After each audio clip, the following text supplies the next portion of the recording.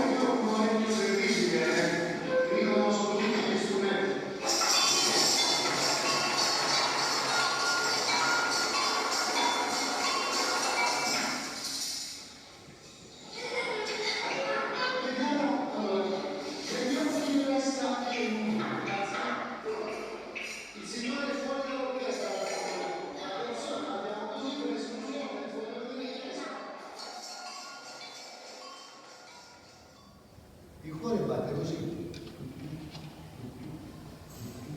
c'è un doppio colpo, e l'apertura e la chiusura della nostra valvola, e fa questo.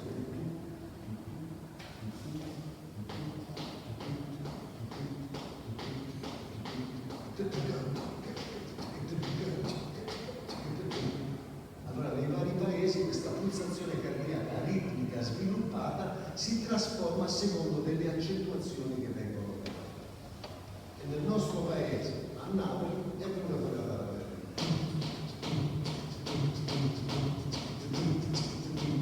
Ma è un'accentuazione, quindi partiamo dal ritmo basso. Vedete già come lo canto io, lo canto con un'accentuazione in levare. Possono essere in levare o sul bate. Già cambia. La cosa forte del biguzzi africano è che hanno una scansione ternaria pensata in levare, ma su una quadratura di 4 quarti. Meraviglia! Quindi questa è la cosa terribile. La dice, vabbè, ma noi cantanti lo facciamo, perché io sono cantante, non mi sono studiato tutti i ritmi possibili, ma quelli che mi trovo me li vado a studiare, perché poi li voglio rifare vocalmente. E questa è una cosa che mi porto da bambino, cioè di sentire le cose e rifarle anche ritmicamente, vocalmente. E la cosa mi ha aiutato molto nella scansione, soprattutto diventando un vocalist di jazz che utilizza l'improvvisazione. Se non avessi questa forza ritmica non avrei proprio, come dire, non solo potuto affrontare palcoscenici importanti, ma soprattutto non avrei la personalità che invece ho. Ma lo faccio ogni volta che salgo sul palco. La prima cosa è la consapevolezza ritmica di quello che affrontare, poi penso a tutte queste: l'emissione, la voce, l'intonazione, la segnalazione, l'intonazione, ma come tutte l'approccio ritmico che mi interessa. Pensate alle variazioni, cioè anche su questo ritmo qua di base della tarantella, allora se faccio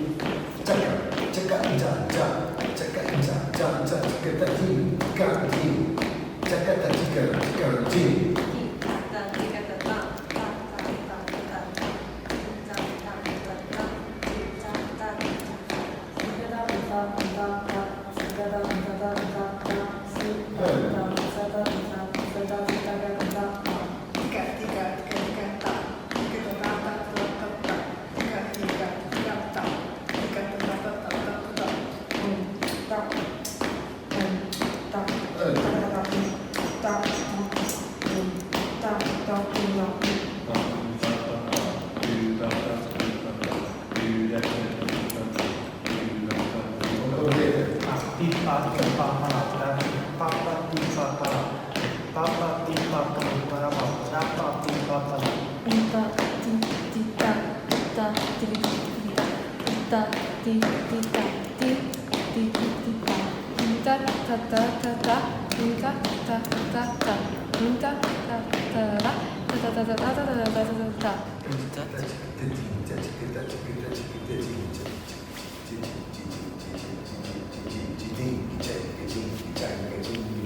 Questo è lo shuffle, quindi parto da questo,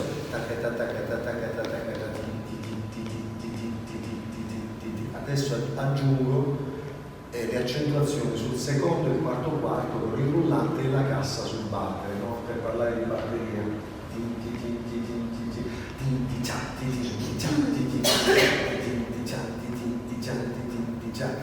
Su questo shuffle è stata creata tutta la musica di oggi, a partire dal jazz, per andare a finire al rock and roll, tutta la prima musica soul, il gospel si basano essenzialmente sullo shuffle. Poi c'è stata una modifica in corso d'opera attuata in modo particolare da un eroe della black music. Questo eroe a un certo punto ha detto basta con questa prestazione di shuffle e questa accentuazione swing che c'è. La mia musica deve stare radicata a terra e quindi voglio andare tutto straight, perché questi qui sono dei semplici intervali, ok? Come il valzer.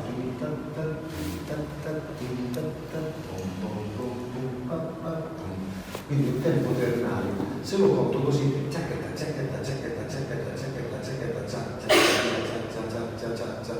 se questo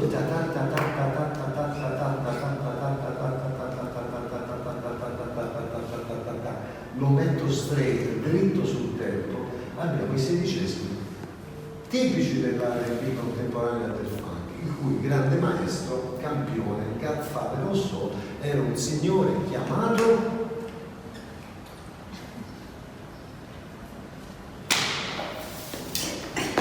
James Brown.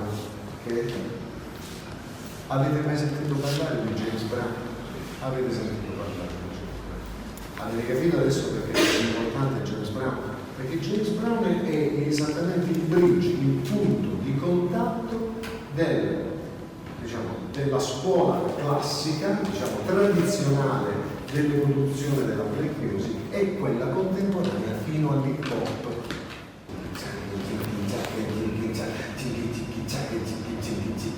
È sempre la stessa velocità, sempre lo stesso tempo.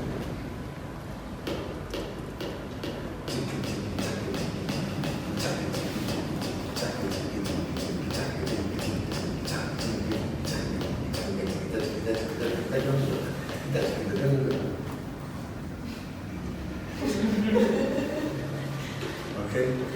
Ora, per noi le cose sono abbastanza semplici perché alla fine si stabilisce un tempo e quello è, ok? Noi stiamo ragionando comunque su un tempo pari, ok?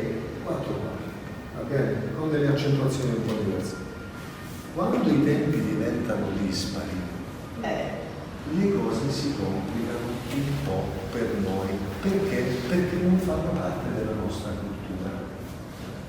Come invece appartengono a una cultura millenaria dal punto di vista musicale che è quella indiana. Tant'è vero che